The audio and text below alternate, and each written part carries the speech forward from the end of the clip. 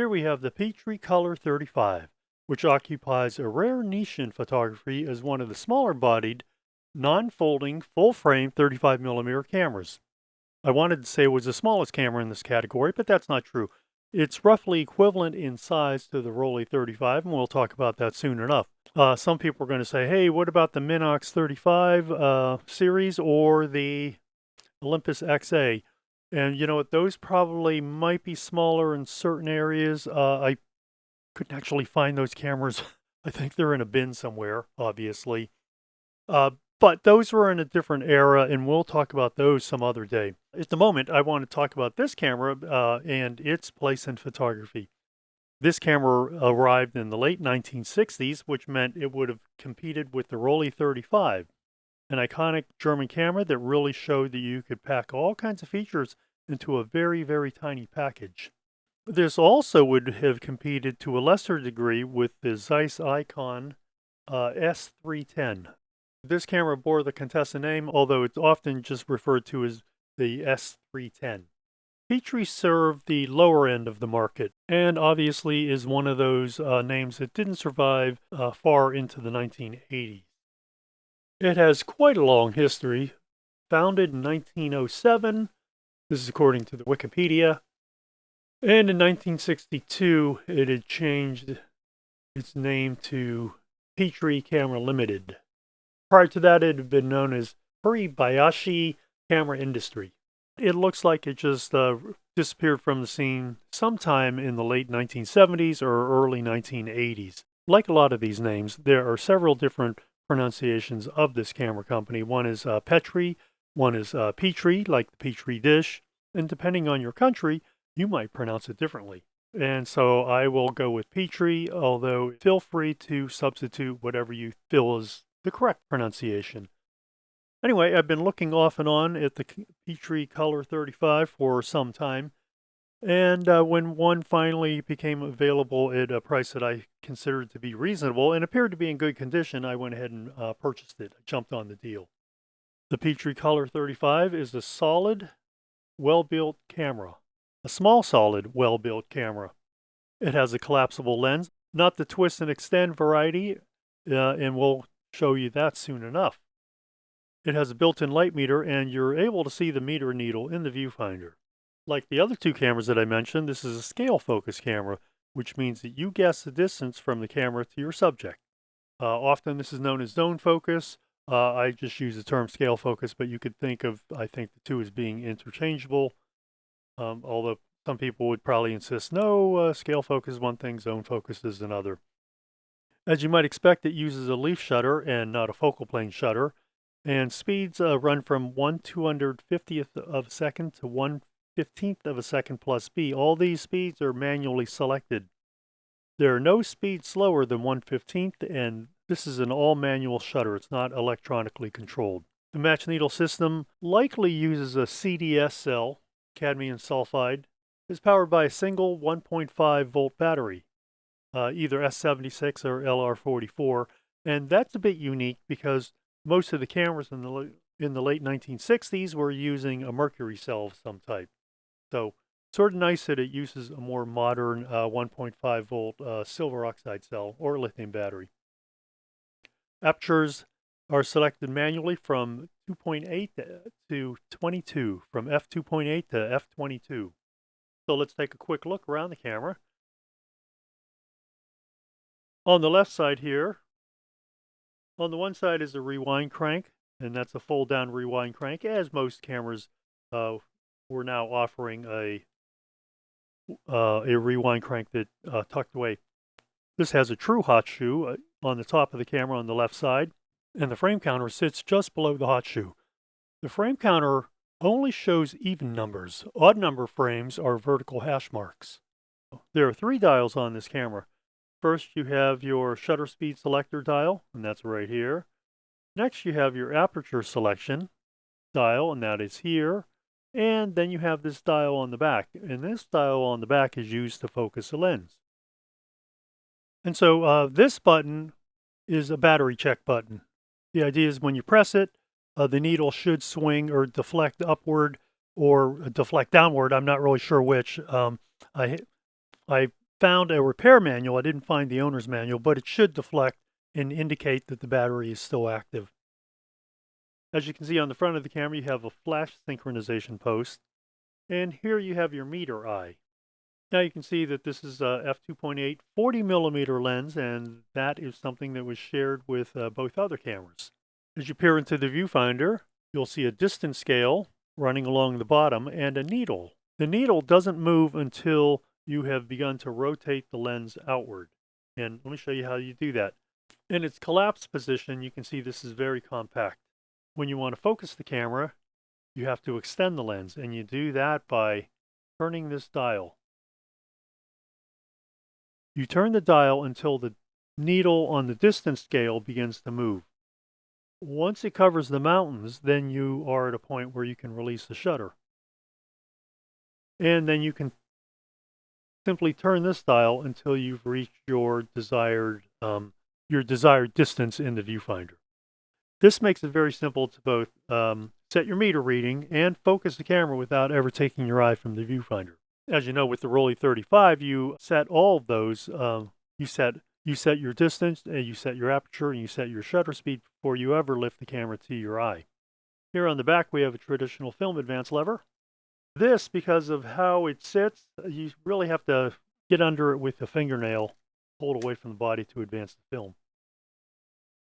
Now the shutter release right here in the middle of your shutter speed dial. Doesn't require too much effort to trip the shutter. You have a single strap lug here on the right side of the body, and this strap lug rotates. This arrived with a very old hand strap. It was that plastic variety, and it's very stiff, and I removed it because it kept getting in the way whenever I tried to do such things as look inside the film chamber. This was the wrist strap that was attached to this camera, but you can see it's not flexible at all. It might have been decades ago, but I think with through time, it has now become a very inflexible piece of plastic. So what I'll probably do, or what I plan to do, is replace this with a braided strap. You know, at least one that's going to be, well, certainly more flexible than this. I actually tried using this, but as you can see, it's been in this one position so tight that it sort of cuts off your circulation. Not a whole lot, but if I ever needed to do a blood draw, I could certainly use this to constrict the veins. A little bit of medical humor there. Much like a German camera, this is a bit of a surprise. It has a removable back. So to remove the back, you simply flip up this key. That's what these are called. Twist it to the left, and the back slides off. Very, very simple. Here you have a hinge pressure plate. This is very German in its design. And here you have a couple of leaf springs, and the leaf springs apply pressure to, well, the pressure plate. And of course, the role of the pressure plate is to keep film as flat as possible against the film rail so that when you take a photo, the film remains flat and you get a sharp as photo as possible, always dependent upon the taking lens being of sufficient quality to produce a sharp image. Here's your rewind fork. That's what this is known. Note that you cannot change the battery unless you remove the back. So as you can see, with the back in place, you cannot see the battery chamber at all. So this is a bit different. As I mentioned, this uses just your common S76 1.5 volt silver oxide battery. Now, one thing to note, because it is a removable back, there are no foam seals. Those actually would cause problems when you try to slide the back on and off. To replace the back, simply get it in position. You can actually place the back down here, maybe about half an inch or so from the locking position. Push it upward, turn that key, and the back is now locked. Here's your little fold-up rewind crank. Very simple to use. On the bottom of the camera, you just have a couple things. You have your rewind socket. You can see that it's slightly offset from the center of the lens. Shouldn't be a problem because it's such a small camera, it's not going to put a lot of undue weight on one side or the other. Here's your rewind button. This is a press and hold rewind button. So when you want to rewind your film, you have to press and hold this button, unfold your crank, and then rewind your film. Now the Petri uses a 4-element Tessar type lens. So it's very similar. To what you see in both the Rollei 35, well, the original 35 and the 35T, as well as the Zeiss Icon, which also uses the Tessar. Remember, there was a 35S model which uses a specially designed sonar lens. This is slightly faster than the other 4-element lenses at f2.8. So once again, you get sort of a nice little plus here. This camera itself is in remarkably good condition. There are no dings to the top. There was no corrosion in the battery chamber. Overall, it's a very, very clean camera. Always nice to see. Unlike the other two, this is a unit focusing design. So the entire lens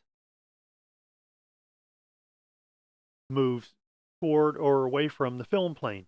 The other cameras use what's known as a front cell focusing design, in which only the front element moves toward or away from the film plane. In theory, a unit focusing design should be superior to a front cell focusing design, although in practice the difference is minimal. That's my belief. There are probably some people who will swear that they can tell the difference. I once worked with a guy who boasted that his hearing extended beyond the normal human range of 20 hertz to 20 kilohertz, and which I always found sort of comical because he always asked me to repeat every question that I asked him. Let's do a quick comparison to see how this camera stacks up against the Rollei 35 and the Zeiss Icon S310. I have a 35S, but it's really roughly going to be equivalent to the 35T, or the original 35, with the only difference being the lens, of course. And you can see how the Petri seems to be slightly larger. But when you line them up side by side, there is just a very, very, very tiny slight edge. But what happens is, because you have these controls down here, you have your frame counter, your rewind crank, and your hot shoe on the bottom, they actually end up being the same height. And I don't know if you can tell that, but they do end up being the same height. But physically, the two bodies are similar, with the Petri standing when it stands shoulder to shoulder next to the Rollei. You can see that it is slightly taller. Going back to back, the Petri again is slightly wider. It's a very small difference. There is a slight difference though. Now, how about with the Rollei? How about with the Zeiss Icon S310? Now these are very similar when compared back to back. You can see the width of the cameras is about the same. I think as far as the thickness of the cameras, very similar. What about with the Rollei? Once again, very similar. And so what's also interesting, when you look at them side by side, you can see a lot of the same design cues. Although, to be fair, a lot of cameras are similar because they have a top deck, a bottom deck, and particularly those with black covering. So when you line them up this way, the Zeiss Icon is slightly taller than the Petri, but not by a huge amount. But obviously, all three cameras are going to be in the same category. So remember, this was released in the late 1960s. I couldn't find an exact date.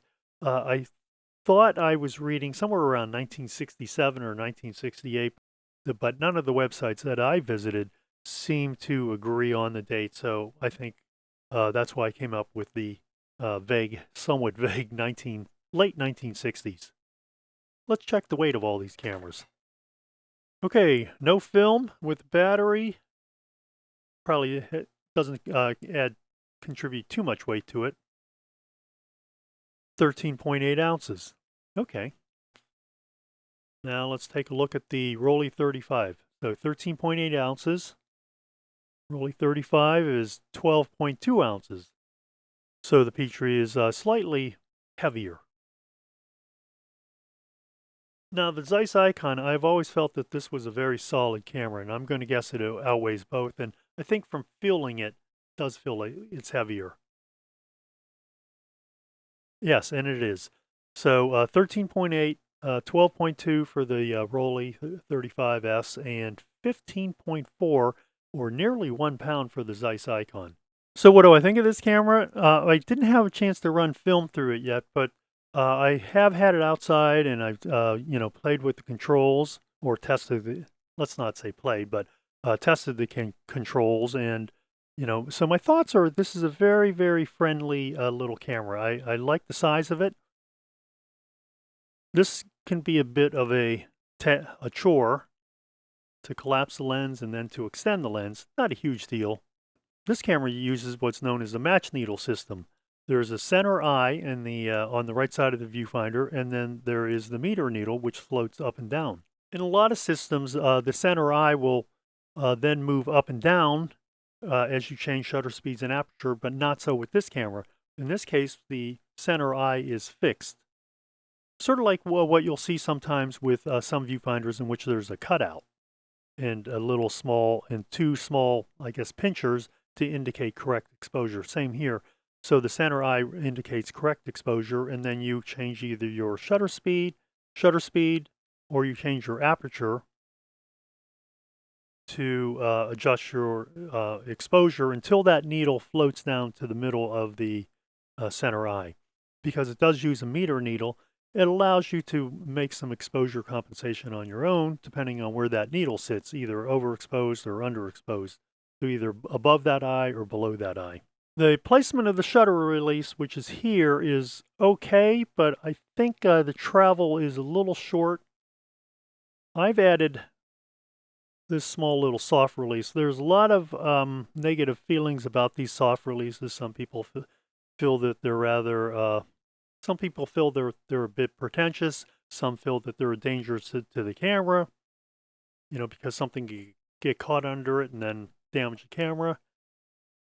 In this case, I sort of like it. It's small, doesn't really get in the way, still allows you to operate the shutter speed dial without a problem. It does provide just enough additional height for you to be able to release the shutter. Oh, by the way, unless the camera is properly focused or at least move past the infinity position, you cannot release the shutter. So if you buy one of these and the lens is racked all the way in, is collapsed, and you try to fire the shutter, you'll think, oh, this camera's broken. No, but in fact, you have to rotate this focusing dial until take a look in the viewfinder until you'll see that little needle move past the mountains. That then frees up the shutter release. It's a bit like the Rollei in that you cannot take a photo with the lens collapsed. With this camera is slightly different. You cannot test fire the shutter without film in the camera. Well, you can, but it's sort of a pain. But generally, see, you really can't even advance film correctly without. You cannot use the film advance correctly without film in the camera. I don't know if there was a small case for this, or if it used a small slip case, and which you slip the camera into a little case. Just don't know. It did come with this little. It did come with the correct branded lens cap, and you can you can almost guarantee that if you're not careful, you're going to lose this. Sort of like how the little Rollei 35 lens caps are often missing when you buy the camera. Inside the viewfinder, you have frame lines to help you compose your shot. It also has parallax marks. So parallax marks are necessary for when you focus very closely. As you focus closer, you get what's known as parallax error. Overall, what do I think about this camera? I really like it. I think this is a very, very well-built camera. I think all the controls, despite it being, let's see, it is now coming up on being almost 60 years old. I think it's held up quite well. I think the fit and finish of this camera is really excellent. You know, there's no loss of satin chrome that you often see at the on the top of the cameras. This camera was well cared for. As I mentioned, there's no dings and dents and other things.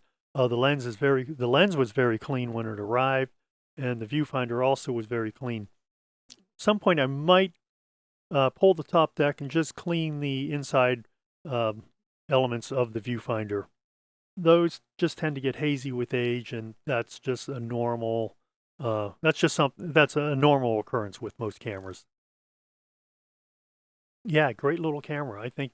I love the design of it. I think the feel of it is about right.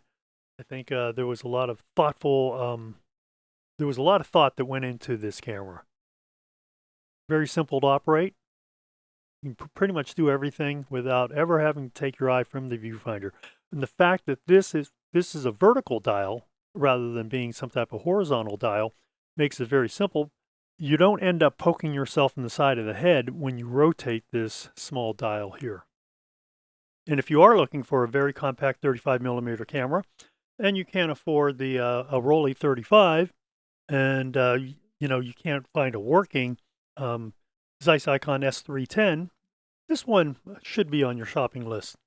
And so here we have it, the Petri Color 35, a very compact scale-focused 35mm camera that arrived in the late 1960s and should produce excellent results.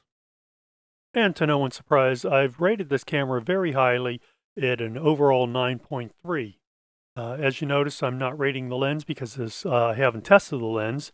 I would give this camera high marks on choice of materials, build quality, pretty much the entire thing.